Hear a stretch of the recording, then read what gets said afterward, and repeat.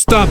Regarde ça. Malheureusement, la Côte d'Ivoire est sur le point de perdre. D'après cette information, on nous informe que l'arbitre du match Côte d'Ivoire versus Égypte est marocain et celui du match Cameroun versus Maroc est égyptien. Une manière de se garantir la victoire à ces deux équipes qui veulent se croiser en finale. Ça va tellement bien se passer. On espère vraiment que cette information est fausse. Parce que si elle est vraie, on n'est plus dans le football. On parle de scénarios mal écrits. Même Netflix aurait refusé le script.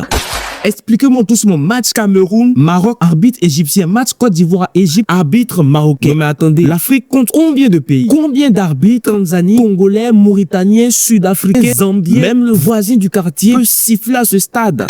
Pourquoi toujours les mêmes combinaisons sensibles? On dirait que quelqu'un joue autour des polémiques. Soyons clairs. Si vous voulez éliminer la Côte d'Ivoire, faites-le sur le terrain. S'il faut sortir le Cameroun, faites le ballon au pied. Le football, ça serait avec des buts, pas avec des décisions qui donnent mal à la tête. Parce que la Côte d'Ivoire, avec notre jeu du début, personne ne nous attendait là. On a déjoué les pronostics. Et maintenant que ça devient sérieux, bizarrement, ça commence à sentir la turbulence. Quand l'avion vole trop bien, certains veulent couper le moteur.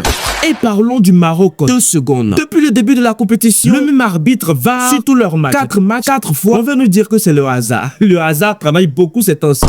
Des situations floues, pénalty oublié par-ci, pied écrasé par-là, silence radio ailleurs. À force même les aveux commencent à voir clair dans l'histoire. Nous, on n'écrit pas au scandale, on observe, on note, on mémorise. Mais une chose est sûre, si demain ça dérape encore, personne ne parlera de malchance. Gagnez sur le terrain, perdez sur le terrain, mais laissez le jeu décider. Parce que là, ça commence à ressembler à un match où le coup de sifflet arrive avant l'action.